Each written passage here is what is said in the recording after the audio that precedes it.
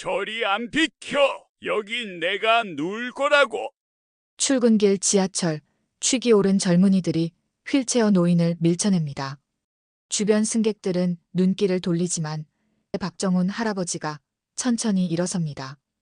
젊은이 그만하는 게 좋겠소. 비웃는 취객이 주먹을 휘두르는 순간 정훈의 손이 번개처럼 움직입니다. 1명, 2명, 3명. 단 20초 주먹 한 방 없이 3명을 완벽하게 제압했습니다. 그의 오른손 엄지에 비친 십자 흉터, 40년 전의 비밀을 품고 있습니다. 혹시 타이거 박정훈 선수 아니신가요? 글러브에 담긴 40년의 운명, 지금부터 공개합니다. 서울 지하철 2호선은 아침 출근 시간에 언제나 사람들로 북적입니다. 이날도 다르지 않았어요. 수많은 사람들이 각자의 목적지를 향해 무표정한 얼굴로 서 있거나 앉아 있었습니다. 스마트폰을 보는 사람, 졸고 있는 사람, 책을 읽는 사람, 모두 자신만의 세계에 빠져 있었죠. 정훈은 노약자석 건너편에 조용히 앉아 있었습니다. 72세의 나이가 무색하게 그의 앉은 자세는 꼿꼿했고 눈빛은 또렷했어요. 허리는 약간 굽었지만 단단한 체격은 여전히 그의 젊은 시절을 짐작하게 했습니다. 검은색 모자, 아래로 보이는 백발은 깔끔하게 정돈되어 있었고 오른손에 낀 검은 가죽 장갑이 유독 눈에 띄었어요. 지하철이 신도림역에 도착했을 때 3명의 젊은이들이 시끄럽게 떠들며 탑승했습니다. 술 냄새가 진동했고 그들의 얼굴은 술 기운으로 붉게 달아올라 있었어요. 자리 좀 비켜봐요. 우리가 앉을게. 가장 건장한 청년이 휠체어를 탄 노인과 그를 부축하던 중년 여성에게 말했습니다. 정훈의 눈썹이 살짝 움직였지만 그는 여전히 조용히 앉아 있었어요. 이곳은 노약자석인데요. 다른 자리를 찾아보시면 어떨까요? 여성의 목소리가 떨렸습니다. 에이, 무슨 소리예요? 나도 피곤하니까 여기 앉을 거예요. 비켜요, 할아버지. 청년의 말투는 점점 거칠어졌어요. 주변 사람들은 슬그머니 시선을 돌렸습니다. 아무도 개입하고 싶지 않아 하는 분위기였어요. 휠체어 노인의 얼굴이 창백해졌고 여성은 어쩔 줄 몰라 하며 고개를 숙였습니다. 그러지 마세요. 양보석이니까요. 여성의 목소리가 더욱 작아졌어요. 청년이 여성의 어깨를 거칠게 잡았습니다. 뭐라고요? 더 크게 말해봐. 그 순간 정훈이 자리에서 일어났습니다. 그의 움직임은 조용했지만 차분한 물결처럼 지하철 내부에 퍼져나갔어요. 갑자기 주변이 조용해졌습니다. 젊은이 그만하는 게 좋겠소. 정훈의 목소리는 낮고 차분했지만 분명한 힘이 담겨 있었습니다. 청년들은 잠시 멈칫했다가 코웃음을 쳤어요. 할아버지, 이건 우리 일이니까 상관하지 마세요. 두 번째 청년이 앞으로 나섰습니다. 노인과 여성을 괴롭히는 건 누구의 일도 아니오. 정훈의 눈빛이 날카로워졌어요. 첫 번째 청년이 짜증을 내며 정훈을 밀치려 했습니다. 에이, 할아버지가 무슨... 그 순간 믿기 힘든 일이 벌어졌어요. 정훈의 손이 번개처럼 빠르게 움직였습니다. 그는 청년의 팔을 부드럽게 흘리며 정확히 균형점을 잡아 그를 좌석에 앉혔어요.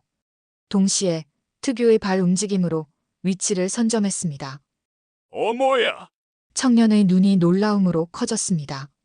두 번째 청년이 주먹을 들었지만 정훈은 마치 예상했다는 듯 몸을 살짝 틀어 공격을 피했어요. 그리고 정확한 타이밍에 청년의 팔목을 잡아 공격성을 무력화시켰습니다. 으악!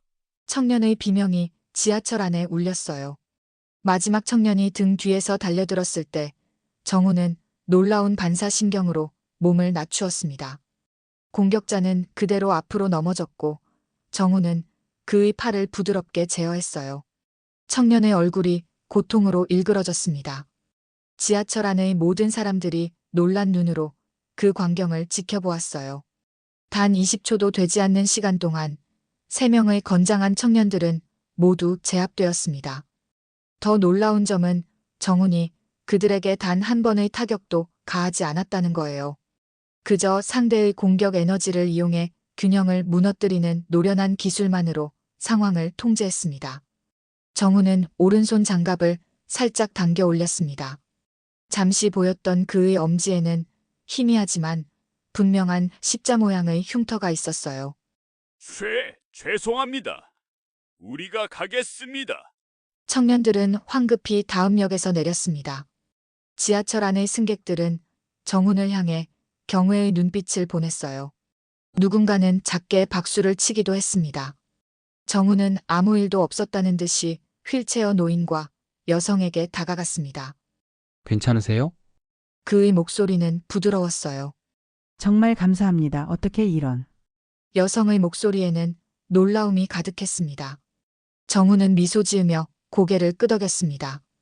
그리고 자리로 돌아가 앉았어요. 그의 표정은 다시 평온해졌지만 눈빛 속에는 깊은 생각이 담겨 있었습니다. 지하철 맞은편에 앉아있던 한 남자가 눈길을 떼지 못하고 있었어요. 45세의 태영이었습니다. 유명한 스포츠 물리치료사인 그는 국가대표팀을 담당하며 많은 선수들의 부상을 치료해왔죠. 태영은 정훈의 움직임에서 무언가 심상치 않은 것을 느꼈습니다. 그 동작은 어디서 본 듯한, 그러나 확실히 설명할 수 없는 익숙함이 있었어요. 저 움직임, 태영의 가슴 속에서 무언가가 울렸습니다. 마치 오래전에 잊었던 기억이 깨어나는 것 같았어요. 정훈은 자신을 향한 태영의 시선을 느꼈지만 굳이 마주치지 않았습니다. 그는 이미 오늘 충분히 주목받았다고 생각했나 봐요. 지하철이 삼성역에 도착했을 때 정훈은 천천히 일어나 출구로 향했습니다. 그의 걸음걸이는 나이에 비해 놀라울 정도로 안정적이었고 균형 잡혀 있었어요. 태영은 갑작스러운 충동에 사로잡혔습니다. 그는 자신의 가방을 챙겨 정훈을 따라 지하철에서 내렸어요. 무언가가 그를 이끌고 있었습니다. 설명할 수 없는 이끌림이었죠. 이게 뭐 하는 짓이지?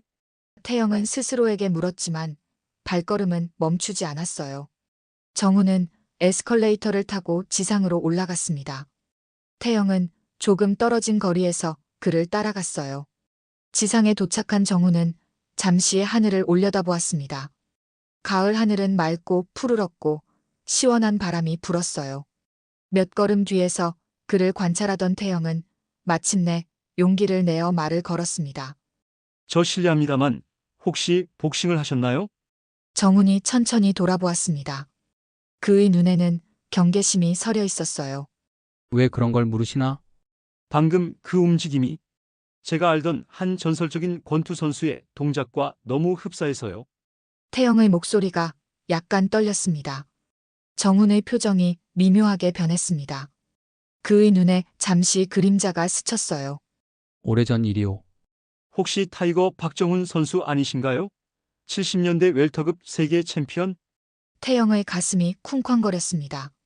정훈의 얼굴에 복잡한 감정이 스쳐 지나갔습니다. 놀라움, 경계심, 그리고 어쩌면 조금의 자부심까지.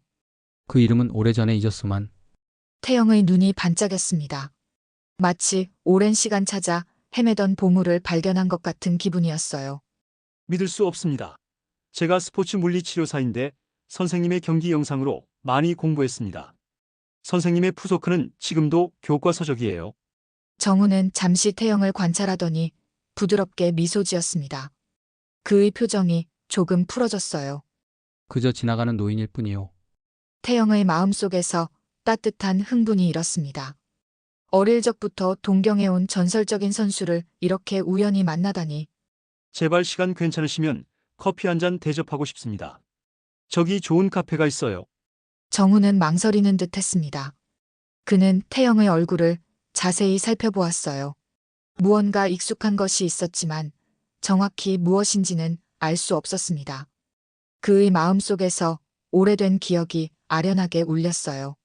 그래, 좋죠. 정훈은 마침내 고개를 끄덕였습니다. 두 사람은 나란히 걸었습니다. 서로 다른 세대, 서로 다른 인생을 살아온 두 남자. 하지만 그들 사이에는 보이지 않는 끈이 있었어요. 그들은 아직 알지 못했지만 이 우연한 만남이 40년 동안 묻혀있던 진실을 드러내는 시작이 될 것입니다. 어쩌면 운명이란 이런 것인지도 모릅니다. 가장 예상치 못한 순간에 가장 예상치 못한 방식으로 우리 앞에 나타나는 것. 정훈과 태영의 이야기는 이제 막 시작되었습니다. 챔피언스 카페는 삼성역에서 걸어서 5분 거리에 있었습니다. 이름처럼 이곳은 스포츠를 주제로 한 카페였어요. 벽면에는 여러 유명 선수들의 사진이 걸려 있었고, 특히 한쪽 벽은 한국 권투의 역사를 보여주는 흑백 사진들로 장식되어 있었습니다. 정훈과 태영이 들어서자 카페 안의 공기가 미묘하게 변했어요. 마치 전설이 걸어 들어온 것을 느끼기라도 한 듯 몇몇 손님들이 고개를 돌려 정훈을 바라보았습니다. 하지만 아무도 알아보지는 못한 것 같았어요. 40년이란 세월은 사람의 얼굴뿐만 아니라 기억도 바꿔놓으니까요. 창가 자리에 앉으면서 태영의 가슴은 여전히 두근거렸습니다. 그의 앞에 앉은 노인이 정말 타이거 박정훈이라니.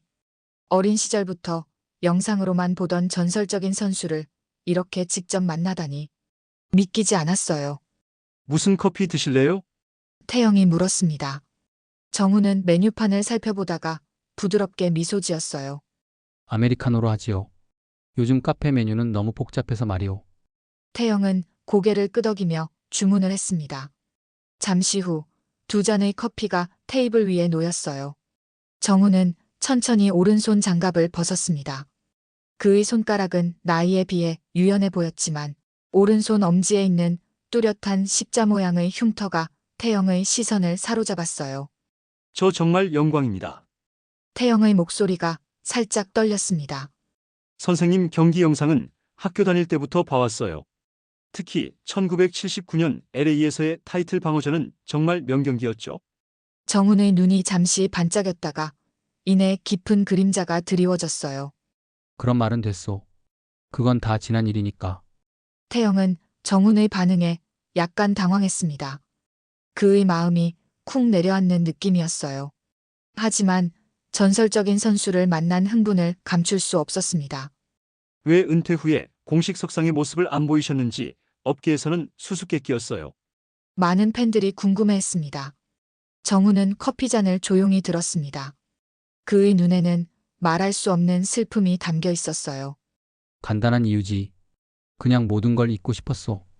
정훈의 목소리는 차분했지만 그 속에 담긴 무게는 태영의 가슴을 짓눌렀습니다.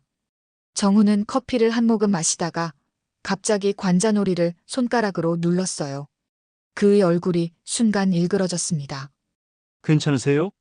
태영이 걱정스럽게 물었습니다. 정훈은 억지로 미소 지었어요. 괜찮소. 나이가 들면 몸이 말을 안 듣는 법이지. 태영은 전문가의 눈으로 정훈의 상태를 살폈습니다.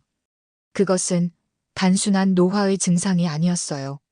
뭔가 더 심각한 문제가 있는 것 같았습니다.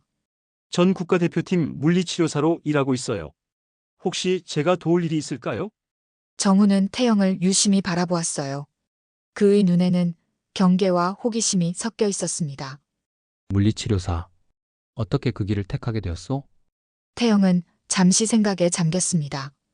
왜 그가 이 직업을 선택했는지, 그것은 그 자신도 완전히 이해하지 못하는 부분이었어요. 솔직히 말하면 저도 잘 모르겠어요. 어릴 때부터 몸의 움직임에 관심이 많았고 특히 권투 같은 스포츠에 매료되었죠. 하지만 정작 제가 선택한 건 선수가 아닌 치료사의 길이었어요. 태영은 잠시 말을 멈추고 창밖을 바라보았습니다. 가을 햇살이 따스하게 내리쬐고 있었어요. 가끔은 제가 왜 이 일을 하는지 제 안에 있는 무언가가 저를 이 방향으로 이끈 것 같다는 느낌이 들어요. 마치 운명 같은 거죠. 정훈의 눈빛이 변했습니다. 그의 시선이 태영의 얼굴을 자세히 살폈어요. 마치 오래전에 잃어버린 무언가를 찾는 듯한 눈빛이었습니다. 운명이라. 정훈이 중얼거렸어요.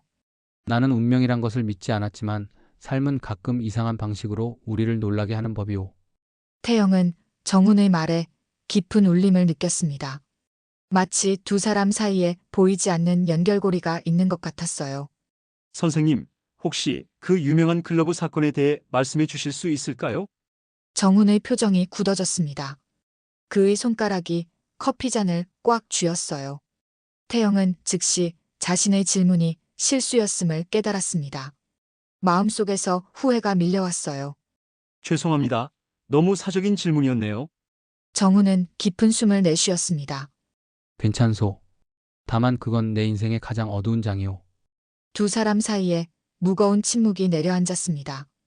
정훈은 무언가 말하려는 듯 입을 열었다가 다시 다물었어요. 그때 카페 문이 열리고 3명의 남자가 들어왔습니다. 가장 앞에 선 남자는 50대 후반으로 보였고 얼굴에 깊은 흉터가 있었어요. 그는 카페를 둘러보다가 정훈을 발견하자 갑자기 발걸음을 멈췄습니다. 그의 눈이 놀라움과 분노로 커졌어요. 이런 이것 봐라 타이거 박정은 아니야. 남자의 목소리에는 명백한 적의가 담겨 있었습니다. 정훈의 얼굴에서 모든 혈색이 빠져나갔어요. 그의 눈은 충격과 인식으로 번쩍였습니다. 강석호. 공기가 얼어붙은 듯 했습니다. 태영은 혼란스러운 눈길로 두 사람을 번갈아 보았어요. 강석호라는 이름은 어디서 들어본 것 같았지만 정확히 기억나지 않았습니다. 석호는 천천히 정훈의 테이블로 다가왔어요. 그의 뒤로는 젊은 남자 2명이 따라왔습니다. 그중 한 명은 30대 중반으로 보였고 다른 한 명은 20대 후반쯤 되어 보였습니다. 40년이 지났는데도 널 알아보는군. 그때 그 시합 이후로 난 링에 다시 못 올라갔어. 석호의 목소리는 오래된 분노로 떨렸습니다. 정훈의 표정은 담담했지만 그의 눈에는 깊은 슬픔이 어려 있었어요. 과거는 과거일 뿐이오. 이제 그만두시오. 정훈의 목소리는 차분했습니다. 과거. 석호가 비웃었어요. 너 때문에 내 인생이 망가졌는데 그냥 잊으라고. 철수야, 저 할아버지가 누군지 알아. 내 아버지를 죽인 살인자야. 그 말에 맨 뒤에 서 있던 젊은 남자의 눈이 분노로 이글거렸습니다. 태영은 그제야 상황의 심각성을 깨달았어요. 그의 심장이 빠르게 뛰기 시작했습니다. 그런 말은 하지 마시오. 그건 사고였소. 정훈의 목소리가 처음으로 흔들렸습니다. 사고. 석호가 비웃었어요. 내가 링에서 최철민을 죽였잖아. 그리고 내 경력도 망쳤고. 카페 안의 손님들이 이 갑작스러운 대립에 놀라 쳐다보기 시작했습니다.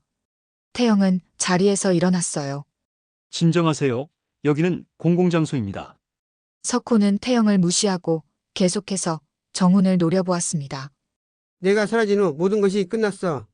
하지만 난 항상 알고 있었지. 내가 언젠가는 나타날 거라는 걸. 그리고 내 아들 철수는 복수를 갈망하고 있었어. 정훈은 자리에서 일어났습니다. 그의 얼굴은 창백했고 손이 미세하게 떨렸어요. 가야겠소. 이런 자리에서 과거를 들추는 건 아무에게도 도움이 되지 않도. 도망가지 마, 타이거. 석호가 정훈의 팔을 붙잡았어요. 그 순간 정훈의 얼굴에 갑작스러운 고통의 표정이 스쳤습니다. 그의 눈이 뒤로 넘어가고 몸이 휘청거렸어요. 태영이 재빨리 다가가 그를 부축했지만 정훈은 그대로 의식을 잃고 쓰러졌습니다. 선생님, 괜찮으세요? 태영이 당황하여 외쳤어요. 정훈은 움직이지 않았습니다.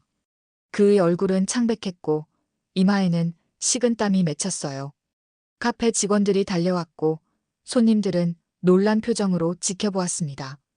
누가 119 불러주세요. 태영이 소리쳤습니다. 석호는 당황한 표정으로 물러섰어요. 그의 얼굴에는 복잡한 감정이 교차했습니다. 분노, 혼란, 그리고 어쩌면 죄책감까지도. 이건 내가 한 일이 아니야. 석호가 중얼거렸습니다. 태영은 그를 날카롭게 쳐다보았어요. 지금 상황이 이런데 더 이상 문제를 일으키지 마세요.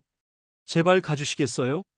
석호는 마지못해 고개를 끄덕였습니다. 그는 아들들에게 눈짓했고 세 사람은 서둘러 카페를 빠져나갔어요.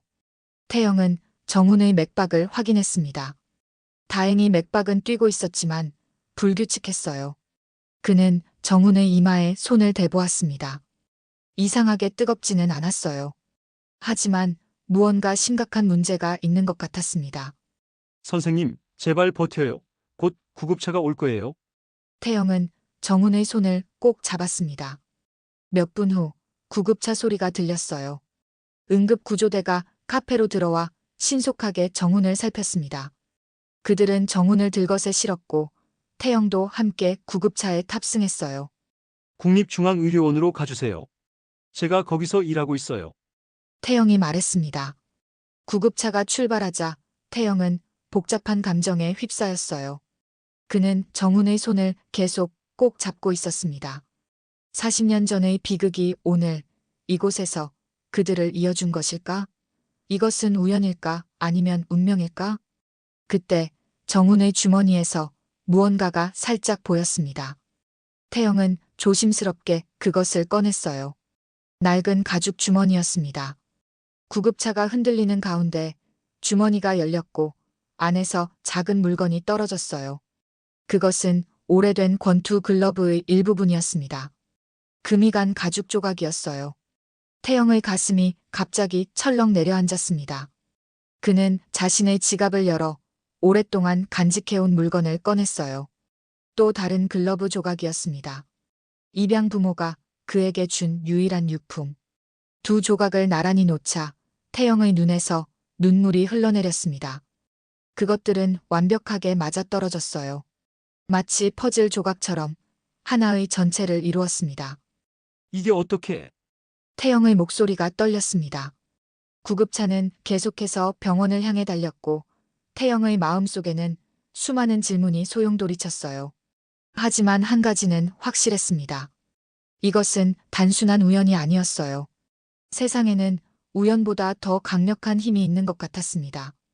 그것이 바로 운명이었어요. 국립중앙의료원 응급실은 화요일 오후임에도 환자들로 분주했습니다.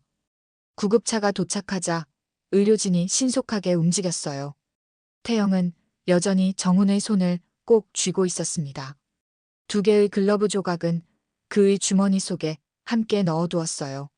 환자 상태가 어떻습니까? 응급의학과 의사가 빠르게 다가왔습니다. 72세 남성, 갑작스러운 의식 상실과 불규칙한 맥박이 있습니다. 과거 병력은 확인 중이에요. 구급대원이 보고했어요. 태영은 의사에게 다가갔습니다. 김 의사 선생님, 저예요, 김태영. 의사의 얼굴에 놀라움이 번졌어요. 태영 씨? 이분은 제가 아는 분이에요. 갑자기 쓰러지셨어요. 의사 선생님, 최선을 다해주세요.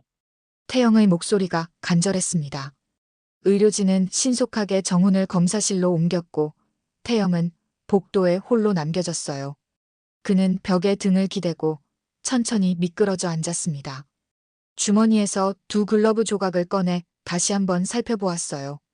정확히 맞아떨어지는 두 조각. 이것은 무슨 의미였을까요? 태영의 기억 속으로 오래된 장면이 떠올랐습니다. 그가 5살 때 입양 부모님은 그에게 작은 글러브 조각을 주었어요. 이건 내 과거와 연결된 유일한 물건이란다. 소중히 간직하렴. 라는 말과 함께요.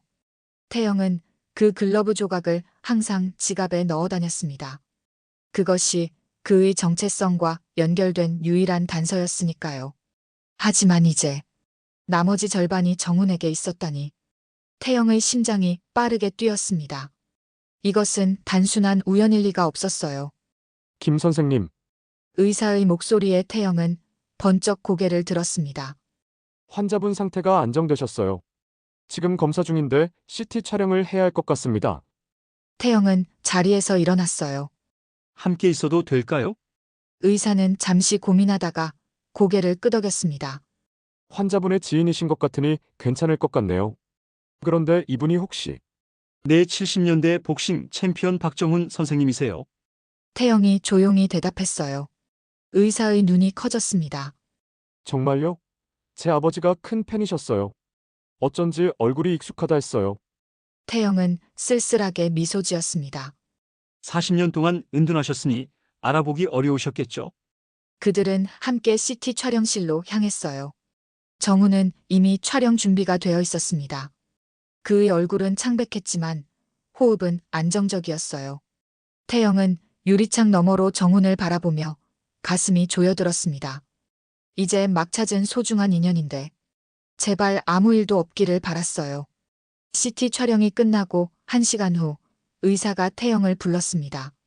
그의 표정이 심각했어요. 결과가 나왔습니다.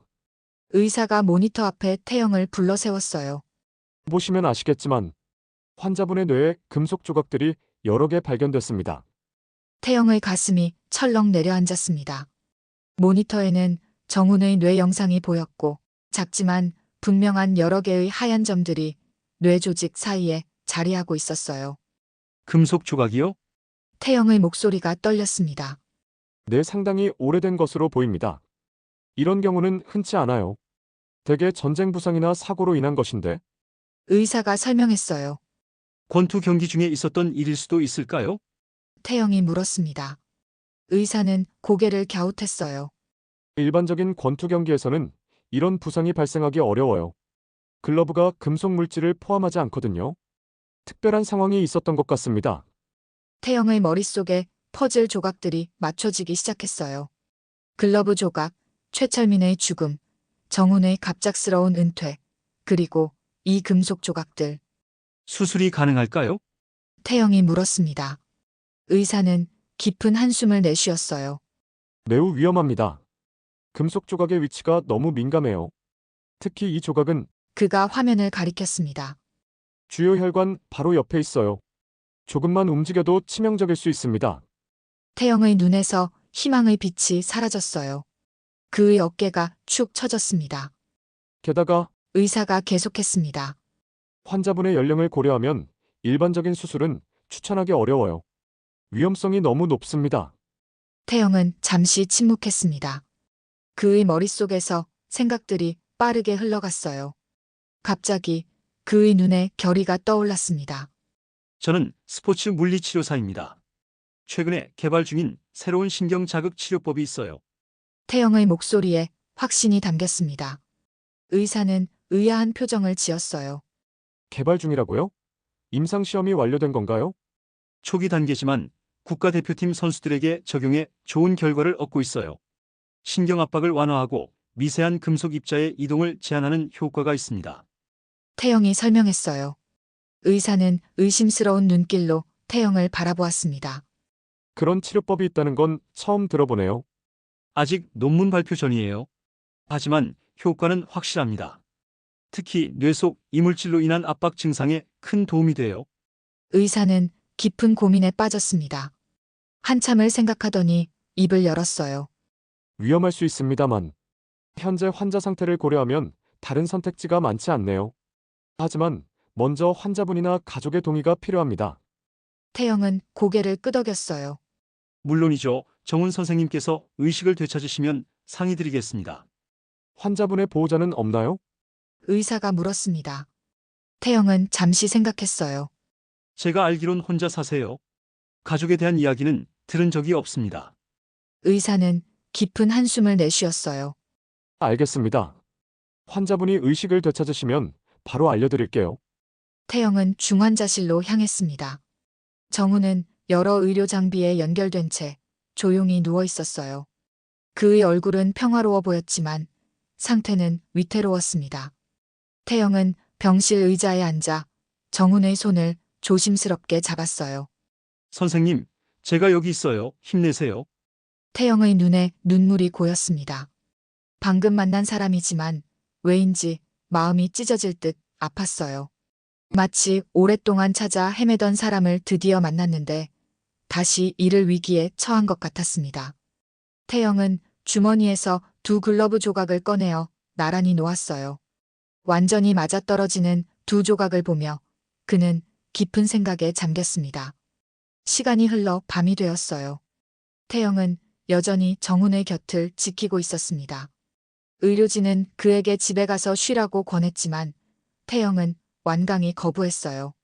그는 정훈이 의식을 되찾는 순간을 놓치고 싶지 않았습니다. 새벽 3시경, 태영은 의자에 앉은 채 잠시 졸았어요. 그때 희미한 신음소리가 들렸습니다. 태영은 번쩍 눈을 떴어요. 정훈이 천천히 눈을 뜨고 있었습니다. 선생님, 태영이 벌떡 일어나 정훈에게 다가갔어요. 정훈의 눈이 서서히 초점을 맞추었습니다. 그는 혼란스러운 표정으로 주변을 둘러보았어요. 여기가 어디요? 정훈의 목소리는 약했지만 또렷했습니다. 병원이에요. 선생님이 카페에서 갑자기 쓰러지셨어요. 태영이 설명했어요. 정훈의 표정이 점차 선명해졌습니다. 기억이 돌아오는 듯 했어요. 그 남자 강석호. 네, 그 사람이 왔었어요. 하지만 지금은 괜찮아요. 선생님은 안전해요. 태영이 안심시켰습니다. 정훈은 깊은 한숨을 내쉬었어요. 그의 눈에는 무한한 피로가 담겨 있었습니다. 이제 다 끝났나 보군. 정훈의 말에 태영은 혼란스러워졌어요. 무슨 말씀이세요? 정훈은 천천히 고개를 돌려 태영을 바라보았습니다. 그의 눈에 갑자기 놀라움이 번졌어요. 자네 손에 있는 것이 어디서 났소? 태영은 그제야 자신이 여전히 두 글러브 조각을 쥐고 있다는 것을 깨달았습니다. 그는 잠시 망설이다가 정훈에게 조각들을 보여주었어요. 이게 제 입양 부모님께서 주신 유일한 유품이에요. 그리고 이건 선생님 주머니에서 발견했습니다. 정훈의 눈에서 눈물이 흘러내렸습니다. 그의 손이 떨리며 태영의 얼굴을 향해 뻗어갔어요. 내가 최철민의 아들이구나. 태영의 심장이 멈춘 것 같았습니다. 세상이 갑자기 정지한 듯한 느낌이었어요. 최철민. 그 이름은 어디선가 들어본 것 같았습니다. 그리고 갑자기 깨달았어요. 강석호가 언급했던 이름, 정훈이 죽였다는 남자의 이름. 제가 최철민의 아들이라고요? 태영의 목소리가 떨렸습니다. 정훈은 천천히 고개를 끄덕였어요. 그의 얼굴에는 말로 표현할 수 없는 감정이 가득했습니다. 후회, 슬픔, 안도, 그리고 무언가. 애정 같은 것. 40년 동안 널 찾았다. 그리고 이렇게 만나게 되다니. 태영은 말을 잇지 못했어요. 그의 정체성에 대한 진실, 그가 누구인지에 대한 비밀이 눈앞에서 펼쳐지고 있었습니다. 그의 머릿속은 혼란스러웠고 가슴은 복잡한 감정으로 가득 찼어요. 정훈은 힘겹게 몸을 일으키려 했지만 태영이 그를 부드럽게 말렸습니다. 안정을 취하셔야 해요. 선생님의 뇌에 금속 조각들이 있어요. 그것들이 문제를 일으키고 있습니다. 정훈의 표정이 어두워졌어요. 알고 있네. 수년 동안 나를 괴롭혀왔지. 내가 죽기 전에 진실을 알려야 한다고 생각했네. 하지만 이렇게 널 만나게 될 줄은. 태영은 정훈의 손을 꼭 잡았습니다. 지금은 쉬세요, 선생님. 우리는 이야기할 시간이 많아요. 그리고 제가 선생님을 도울 방법이 있어요. 정훈은 태영의 눈을 깊이 바라보았습니다. 두 사람의 눈에는 말로 표현할 수 없는 유대감이 깃들어 있었어요. 40년의 세월을 뛰어넘어 운명은 그들을 다시 한자리에 모았습니다. 고맙다 철민의 아들아. 정훈의 목소리는 작았지만 그 속에 담긴 감정은 거대했습니다. 태영은 미소 지었어요. 그의 심장은 새로운 희망으로 뛰기 시작했습니다. 이제 그는 자신의 과거를 알게 되었고 정훈을 살릴 방법도 있었습니다. 하지만 더 많은 비밀이 그들을 기다리고 있었어요. 40년 전 링 위에서 정확히 무슨 일이 있었던 것일까요? 태영은 병원 컴퓨터 앞에 앉아 있었습니다. 밤새 잠을 이루지 못했지만 그의 눈은 또렷했어요. 머릿속은 수많은 생각들로 복잡했습니다.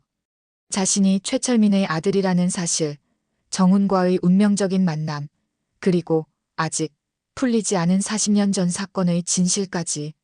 컴퓨터 화면에는 1982년 기사가 떠 있었어요. 비극으로 끝난 타이틀 매치 마이너스 최철민 선수 사망, 박정훈 챔피언 은퇴 선언이라는 제목이 태영의 가슴을 무겁게 짓눌렀습니다. 기사를 읽으며 태영의 눈가에 눈물이 고였어요.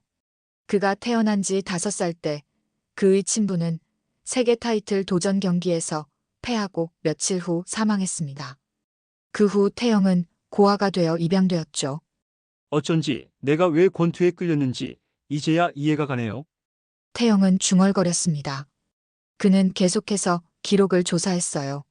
오래된 신문 기사들, 권투협회의 보고서, 당시 의학 저널까지 모든 정보를 모아 퍼즐을 맞추려 했습니다. 특히 눈에 띄는 것은 최철민의 부상에 관한 의학 보고서였어요.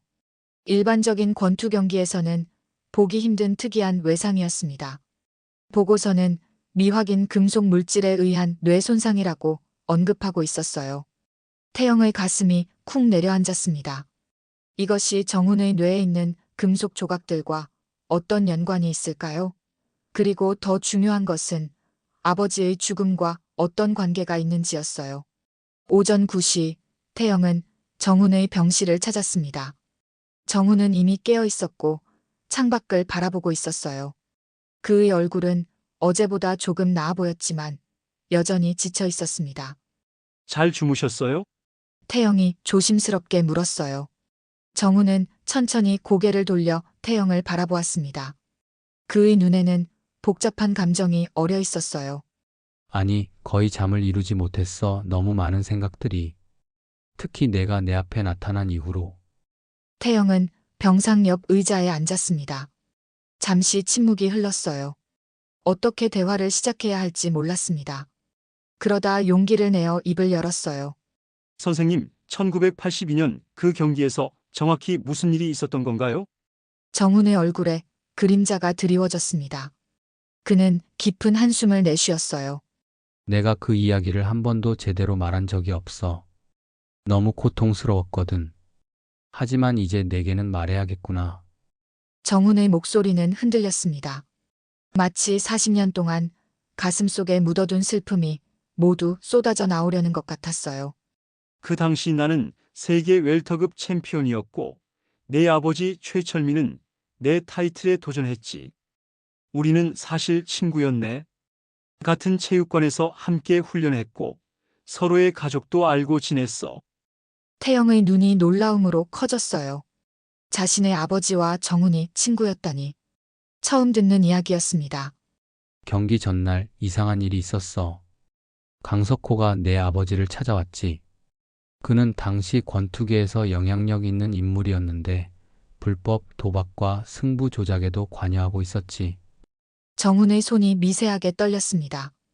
그 기억은 여전히 그를 괴롭히고 있었어요. 난 우연히 그들의 대화를 들었지.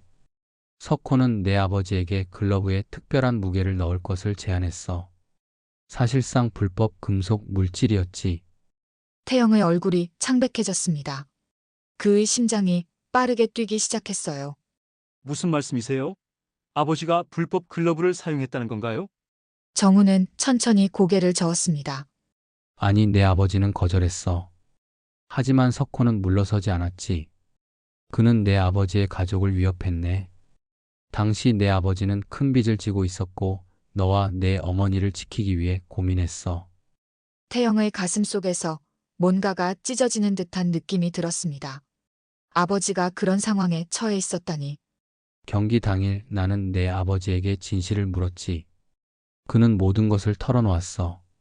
함께 경기를 취소하기로 결정했지. 하지만 정훈의 목소리가 떨렸습니다. 그의 눈에 눈물이 맺혔어요. 경기 직전 누군가가 우리의 글러브를 바꿔치기 했어. 난 처음엔 몰랐어. 그런데 첫 라운드부터 이상했지.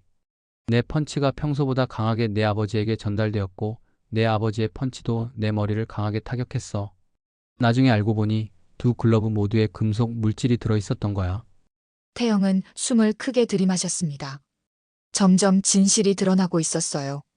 5라운드에 내 아버지가 쓰러졌네. 내 오른손 펀치였어. 평소 같았으면 그저 일반적인 타격이었겠지만 글러브 속 금속 때문에 그건 치명적이었어. 정훈의 눈에서 눈물이 흘러내렸습니다. 그의 어깨가 흔들렸어요. 의사들이 링에 올라왔고 경기는 중단됐어. 내 아버지는 병원으로 이송됐지만 며칠 후 사망했네. 나는 내 아버지를 죽인 셈이 되었어. 태영의 눈에도 눈물이 고였습니다. 그의 가슴은 아버지에 대한 슬픔과 정훈에 대한 연민으로 가득 찼어요. 그게 전부가 아니야. 경기 중에 내 아버지의 글러브에서 떨어진 금속 조각 몇 개가 내 머리에 박혔지. 의사들은 수술이 너무 위험하다고 했어. 그래서 지금까지 그 조각들과 함께 살아왔지. 태영은 충격에 휩싸였습니다. 정훈의 뇌에 있는 금속 조각들은 그의 아버지의 글러브에서 나온 것이었어요. 운명의 아이러니가 느껴졌습니다. 그 후 어떻게 되셨어요? 태영이 떨리는 목소리로 물었습니다. 난 모든 것을 포기했어.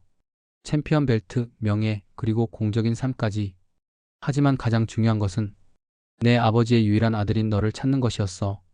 내가 어떻게 지내는지, 도움이 필요한지 알고 싶었어. 정우는 천천히 손을 뻗어 태영의 손을 잡았습니다.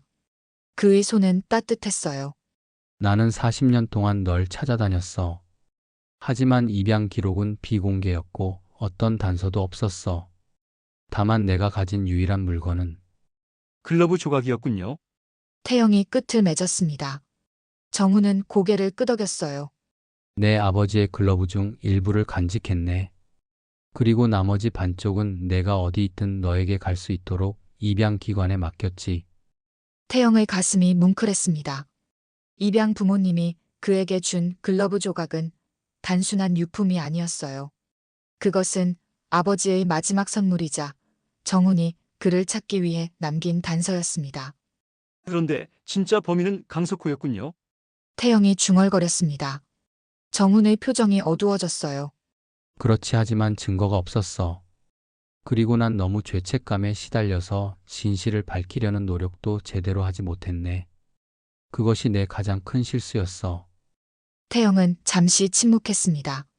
너무 많은 정보가 한꺼번에 밀려왔고 그의 머릿속은 복잡했어요. 하지만 한 가지 분명한 것이 있었습니다. 정우는 그의 아버지를 죽인 사람이 아니었어요. 오히려 그도 피해자였습니다. 이제 이해가 돼요. 태영이 천천히 말했습니다. 제가 왜 물리치료사가 되었는지, 왜 권투에 관심이 있었는지, 그리고 왜 뇌손상치료법에 특별히 집중했는지. 마치 운명이 저를 이끌어 선생님을 만나게 하고 선생님을 치료할 수 있게 한 것 같아요. 정훈의 눈에 희망의 빛이 어렸습니다. 정말 내가 나를 도울 수 있을까? 태영은 단호하게 고개를 끄덕였어요. 네, 제가 개발한 신경자극치료법이 선생님의 금속 조각 문제를 해결할 수 있을 거예요.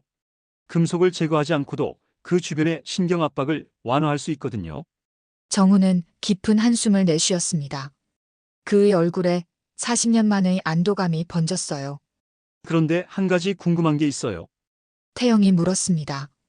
강석호는 왜 이제 와서 선생님을 찾아온 건가요? 정훈의 표정이 다시 어두워졌습니다. 얼마 전 내가 옛 친구를 만났네. 권투협회에서 일하는 사람인데 그에게 내 이야기를 조금 털어놓았지. 아마도 그 소식이 퍼져서 석호의 귀에 들어간 모양이야. 태영은 생각에 잠겼습니다. 그러다 갑자기 그의 눈이 커졌어요.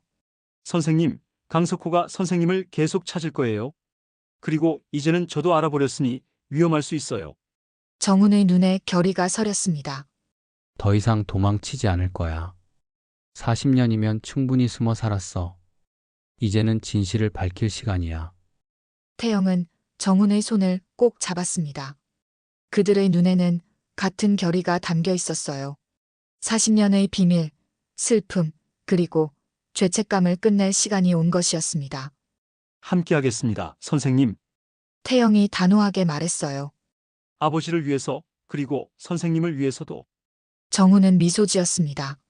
그의 미소에는 오랜 시간 동안 느껴보지 못한 평화가 깃들어 있었어요. 그리고 무엇보다 너 자신을 위해서.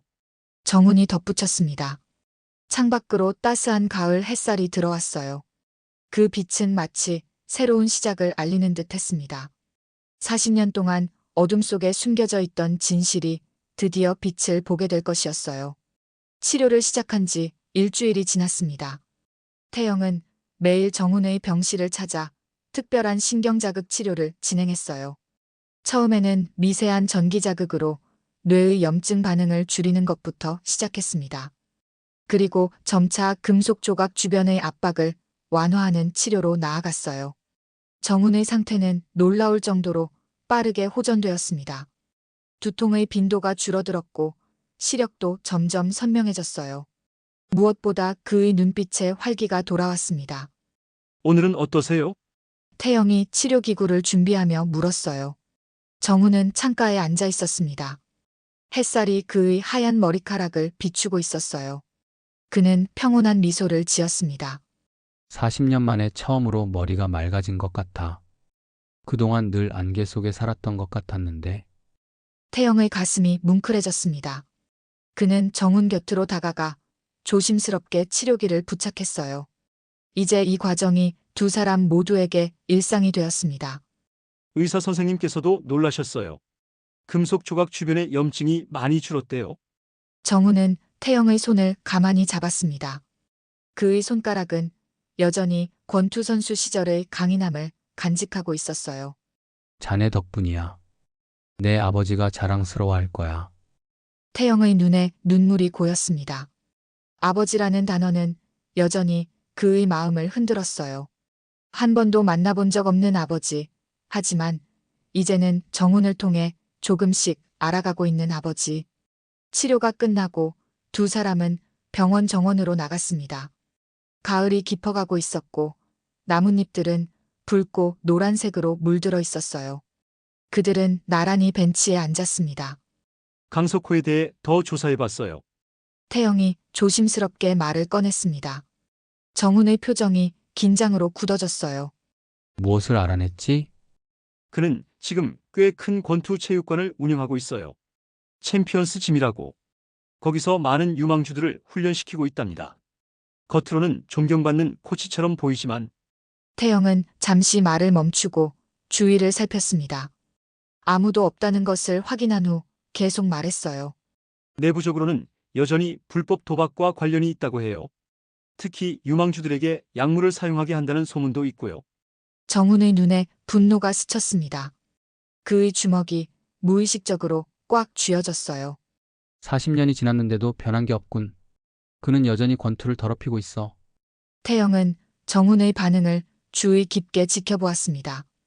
그동안 조용하고 내성적이던 노인의 모습 속에서 처음으로 타이거 박정훈의 기계를 느꼈어요. 그의 눈빛이 변했습니다.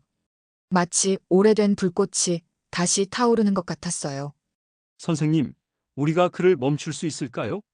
정훈은 깊은 숨을 내쉬었습니다. 그의 표정에는 결연함이 담겨 있었어요. 진실을 밝혀야 해.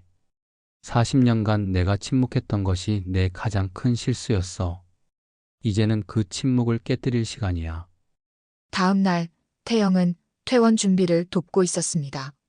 의사들은 정훈의 상태가 충분히 안정되었다고 판단했고 이후의 치료는 외래로 진행하기로 했어요. 태영은 자신의 아파트에서 정훈을 돌보기로 결정했습니다. 제 집은 넓지 않지만 조용하고 편안해요. 거기서 계속 치료를 받으시는 게 좋을 것 같아요. 정훈은 고마움이 담긴 미소를 지었습니다.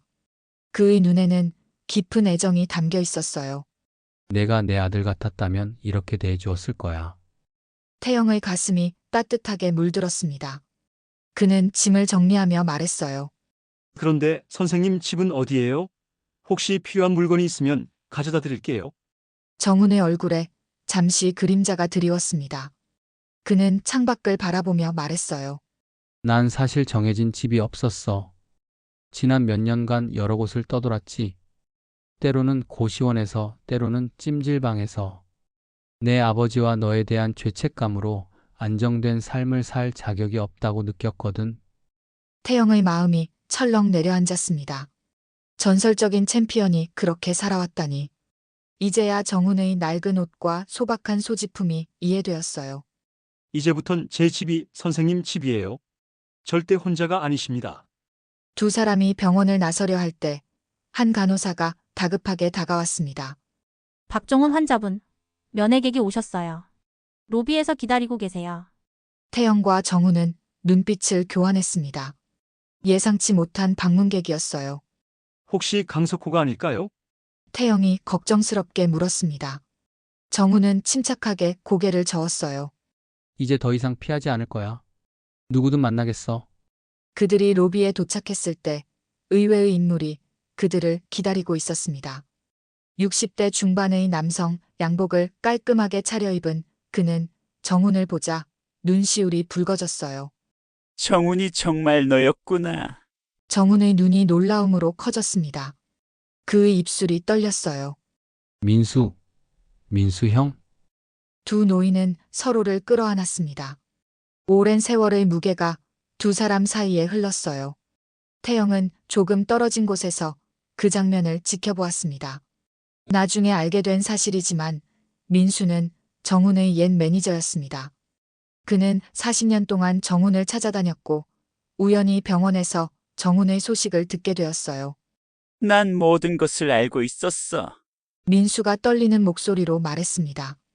강석호가 클러브를 바꿔치기했다는 사실을. 하지만 증거가 없었지. 그리고 너는 사라져버렸어. 정훈의 눈에서 눈물이 흘러내렸습니다. 40년간의 고독과 죄책감이 한순간에 쏟아져 나왔어요. 난 최철민의 죽음에 책임이 있다고 느꼈어. 민수는 단호하게 고개를 저었습니다. 아니, 넌 피해자였어. 우리 모두가. 그리고 이제 진실을 밝힐 때가 왔어. 태영은 한 걸음 앞으로 나섰습니다. 그의 눈에는 결의가 담겨 있었어요. 저는 최철민의 아들입니다. 그리고 저도 진실을 원해요. 민수의 얼굴에 충격이 번졌습니다.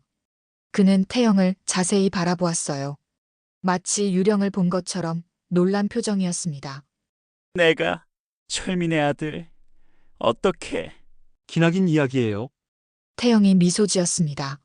하지만 이제 우리는 함께 싸울 겁니다. 세 사람은 함께 태영의 아파트로 향했습니다. 그곳에서 그들은 작전을 세웠어요. 민수는 소중한 정보를 가지고 있었습니다. 그는 권투협회에서 일하면서 몰래 강석호의 불법 활동에 대한 증거를 모아왔습니다. 이것만으로는 부족해. 민수가 준비한 서류들을 보며 말했습니다. 결정적인 증거가 필요해. 태영이 갑자기 눈을 빛냈어요. 글러브요. 우리가 가진 두 조각이 증거가 될 수 있지 않을까요? 정훈은 고개를 갸웃했습니다. 40년 된 글러브 조각으로 어떻게? 현대 기술은 놀랍습니다. 태영이 흥분된 목소리로 말했어요. 이 글러브 조각에서 금속 성분 분석이 가능해요. 그리고 그 성분이 선생님 뇌의 조각들과 일치한다면 그건 강력한 증거가 될 수 있어요. 민수의 눈이 커졌습니다. 그게 가능할까? 제 대학원 동기가 법의학 연구소에서 일해요. 그녀라면 도움을 줄 수 있을 거예요.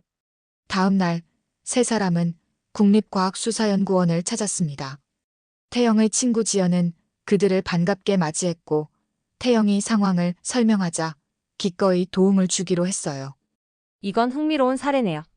지연이 글러브 조각을 살펴보며 말했습니다. 오래된 글러브지만 금속 성분 분석은 가능해요. CT 스캔에서 나온 선생님 뇌의 금속 조각 데이터도 함께 비교해 볼게요. 일주일이 지나고 결과가 나왔습니다. 태영과 정훈, 그리고 민수는 긴장된 표정으로 지연의 연구실을 방문했어요. 분석 결과가 나왔습니다. 지연이 컴퓨터 화면을 보여주며 말했어요. 글러브 조각의 금속 성분과 정훈 선생님 뇌의 금속 조각은 정확히 일치해요. 게다가 이 금속은 일반적인 권투 글러브에서는 절대 사용되지 않는 특수 합금입니다. 태영의 눈에 희망의 빛이 어렸습니다. 그의 가슴이 빠르게 뛰었어요. 이걸로 충분할까요? 과학적 증거로는 확실해요. 지연이 대답했습니다. 하지만 40년 전 일이라 법적으로는. 민수가 끼어들었습니다. 내가 몇몇 언론사와 연락해볼게. 이런 사건이라면 큰 관심을 받을 거야? 정훈은 창밖을 바라보았습니다. 그의 눈에는 결연한 의지가 담겨 있었어요. 이제 마지막 단계만 남았소. 강석호를 직접 만나야 해. 태영의 얼굴이 창백해졌습니다. 그의 심장이 쿵 내려앉는 느낌이었어요. 그건 위험해요. 그가 무슨 짓을 할지 모릅니다. 정훈은 태영의 어깨를 부드럽게 잡았습니다. 그의 손길은 따뜻했어요. 함께 하겠네. 내 아버지를 위해, 그리고 우리 모두를 위해. 태영은 깊은 숨을 내쉬었습니다. 그의 눈에 결의가 차올랐어요. 40년의 비밀과 고통이 마침내 끝나려 하고 있었습니다. 그리고 그 중심에는 두 개의 글러브 조각이 있었어요. 이제 완전히 하나가 된 글러브처럼 정훈과 태영도 운명적으로 하나가 되었습니다. 함께 끝내겠습니다, 선생님. 태영이 단호하게 말했어요. 창밖으로 단풍나무 잎이 천천히 떨어지고 있었습니다. 가을의 끝자락, 오래된 상처가 마침내 치유될 시간이 온 것이었어요.